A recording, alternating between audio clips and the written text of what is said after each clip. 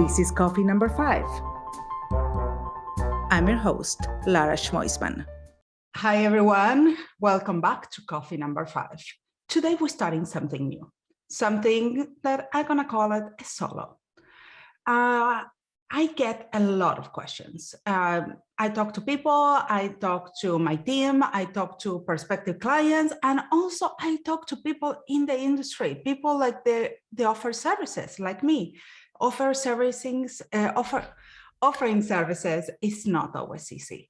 Offering services is challenging. Offering services means that you have to be dealing with people, and many times those services, of course, you need to protect yourself. You need to have contracts. You need to outline everything that you expect from the contract, what you're going to be providing and what you're going to be delivering.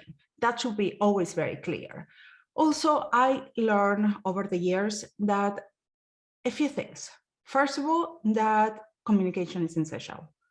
I'm not against giving things for free. I think it's okay once in a while that if you feel like the client deserves it and it's something that is going to be good, I'm okay with doing it. But what I'm not okay anymore is that the client doesn't acknowledge it. So I learned that what is really, really important is to say, hey, I'm giving you this as a freebie. And it has to be acknowledged. You need to know that it's out of scope and you put a value attached it. Otherwise, many people will take it for granted. And next time, they will expect it again. Another thing that I learned over time was firing a client. Firing a client is a really difficult decision to make. For me, mostly because when I created this company, as everyone knows, I decided that I wanted this company to be unique. I wanted to be in a different relationships. Like I have a different relationship with my team. I'm part of the team. I roll my sleeves up and I work with them. They can always knock on my door. I'm part of integral of the agency. But the same thing with my clients. I want to be that reachable. I wanted to be that agency that really help their clients and to listen to your clients. What I experienced before is that the agency will come and say, this is what you need to do. And of course, we can offer strategy, we can offer our knowledge, we can offer all our experience and know that that experience, sometimes we were successful and sometimes we fail and we learn from that, even though many times the failures doesn't depend of us, depends of the time. There are so many factors. In this world, there is no guarantees. And I tell stories in my Instagram of failures of other companies and success too of other companies. So if you don't follow me, just follow me and you can listen and you can learn about those as well. But what is important is that you listen to your client. You have that relationship and the client doesn't feel like you as an agency, you're telling them what to do. Because mostly when you work with smaller clients, this is their baby, and you need to be respectful of what their baby, how they created the baby, their values. There's so much that they put into that. So you need to be careful because you are protective of your baby. I know that I'm protective of my agency and I'm super protective of my kids. So firing a client, that's something that I found extremely hard to do, but also I found extremely necessary to do. For example, I found out that I had a few rules for firing a client. If I feel, of course, if there is lack of payment, if someone doesn't pay or someone doesn't value work, or that client that always wants things for free and they don't want to pay for you, so it doesn't work out for you anymore. So you just need to lay it down. I always suggest in your contracts that you have a cancellation policy, but there are certain things that I do not accept. A client being disrespectful. And I did have to let go some clients. One, for being disrespectful to my team. Actually, two, now that I think about. Two, I mean, that's something that even though you want the money, it's a client that is paying, it's something that at this time of my life, I will not accept. I will not accept. It's my time. I'm a person, and I don't care who the client is. Respect is something, we're equals. We are human beings, even though I'm the one who provides a service. So that's a no-no to me.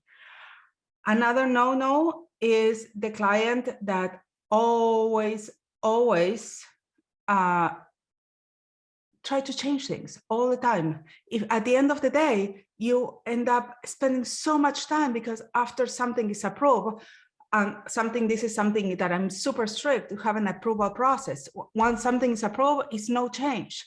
Then if they want to change it, it's another scope of work. They can't keep changing and changing things because it's never ending. And this is costing you. So that's something you need to be aware of. It's costing you. Every time you're redoing things, it's costing you. And there is another thing that I will let a client go. It's when I don't feel that I'm aligned to the client. I don't feel like I'm a good fit maybe anymore because we grow in a different direction.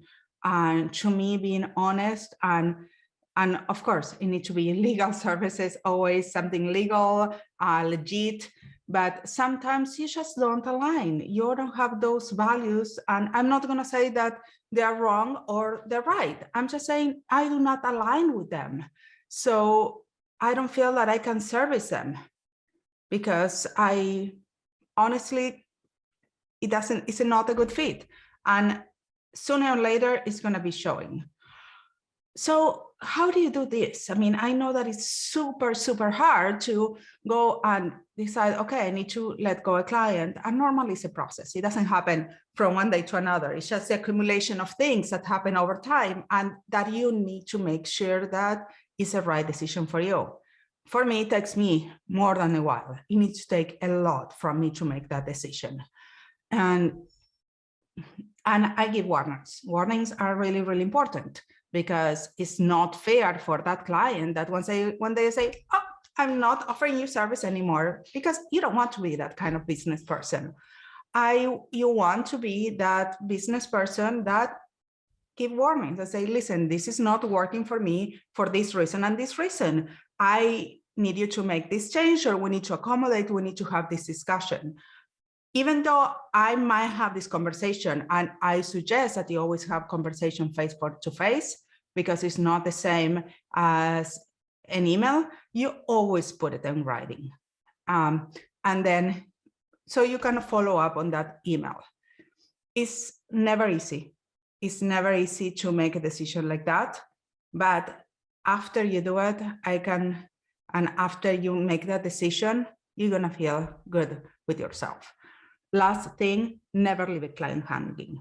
Even if it's the worst client or you don't align with them, whatever the reason is, have a transition period in that you're gonna pass on everything that you created and just no harm feelings. It's just not right for that relation again.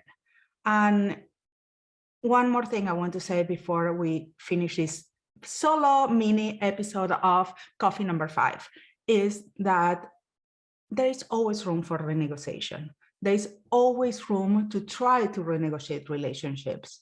And if your values are aligned and there is something that is not working out, always a conversation is due and say, hey, how can we fix it? How can we renegotiate? It's not about the contract, it's about the relationship. And that's my first try. I always will try to do that before firing a client. So I'll see you next week. Are you going to have coffee with me? I'm waiting for you. It was so good to have you here today. See you next time. Catch you on the flip side. Ciao, ciao.